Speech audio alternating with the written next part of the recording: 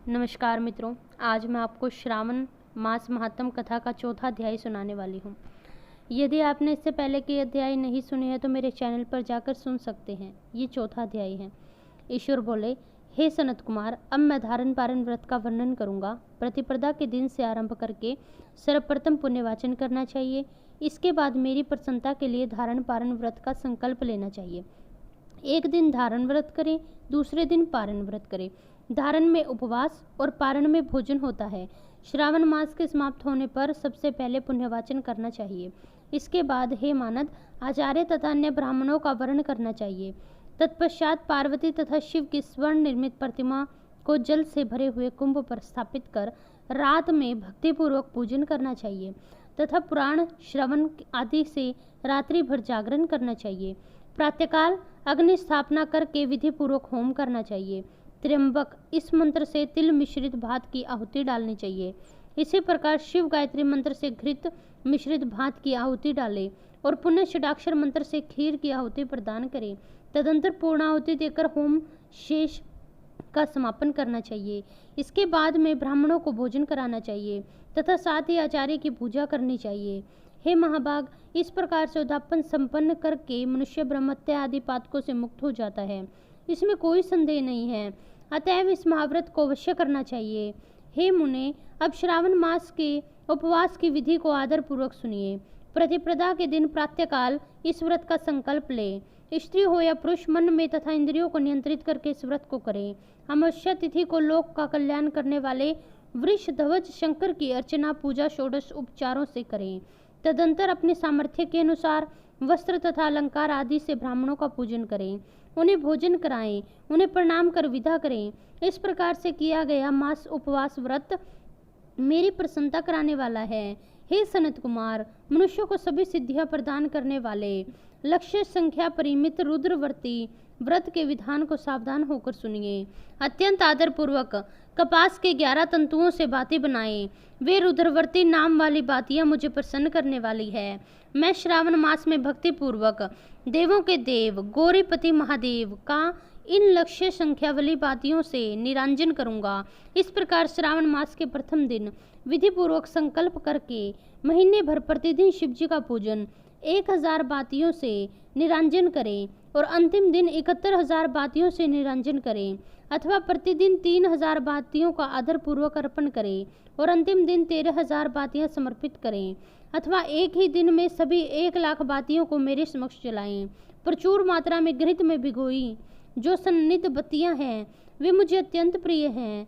तत्पश्चात मुझ विश्वेश्वर का पूजन करके कथा का श्रवण करें। सनत कुमार बोले, हे देवादिदेव, हे जगन्नाथ, हे जगत आनंद कारक, कृपया कर आप मुझे इस व्रत का प्रभाव बताएं। हे प्रभु, इस व्रत को सर्वप्रथम किसने किया और उसके उद्यापन में क्या विधि है? ईश्वर बोले, हे ब्रह्मपुत्र, व्रतों में उत्तम इस रुद्रवर्ती व्रत के विषय में मैं सावधान होकर सुनिए। यह व्रत महापुण्य प्रदान करने वाला, सभी उपद्रव्यों का नाश करने वाला, प्रीति तथा सौभाग्य देने वाला, पुत्र पौत्र समृद्धि प्रदान करने वाला, व्रत करने वाले के प्रति शंकर जी की प्रीति उत्पन्न करने वाला तथा परम पद शिवलोक को देने वाला है। तीनों लोक में इस रुद्रवर्ती व्रत के समान कोई उत्तम व्रत नहीं है। इस संबंध में लोग यह प्राचीन दृष्टांत देते हैं। क्षिप्रा नदी के रम्य तट पर उज्जैनी नामक सुंदर नगरी थी। उस नगरी में सुगंधा नाम की एक परम सुंदर वीरांगना थी। उसने अपने साथ संसर्ग के लिए अति दुर्शय शुल्क निश्चित किया। 100 स्वर्ण मुद्रा देकर संसर्ग करने की शर्त रखी। उस सुगंधा ने युवकों तथा ब्राह्मणों को भ्रष्ट किया। उसने राजाओं तथा राजकुमारों को नग्न करके उनके आभूषण आदि लेकर उनका तिरस्कार किया।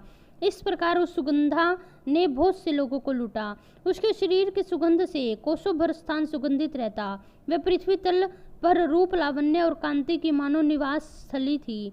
वह 6 रागों और 32 रागनियों के गायन में तथा उनके अन्य बहुत से भेदों का भी गान किया करती थी। वह नृत्य में रंभा आदि देवांगनाओं को भी तिरस्कृत कर देती थी और वह एक एक पग पर अपनी एक गति से हाथियों तथा हंसों का उपहास करती थी।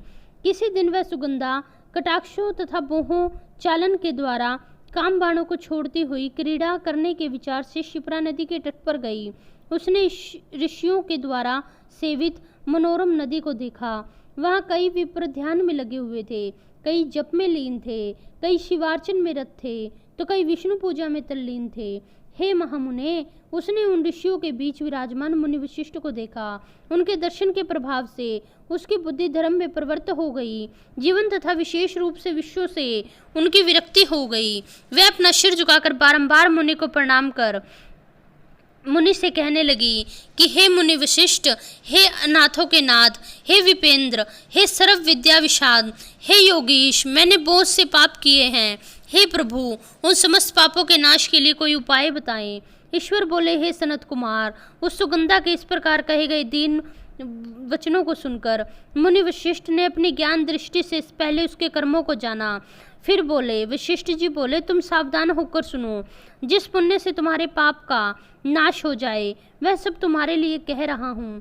हे भद्रे, तीनों लोकों में विख्यात वाराणसी में जाओ। वहाँ जाकर तीनों लोकों में दुर्लभ महापुण्य देने वाले तथा शिव के लिए अत्यंत प्रीतिकर रुद्रव्रती नामक व्रत को उस क्षेत्र में रहकर करो।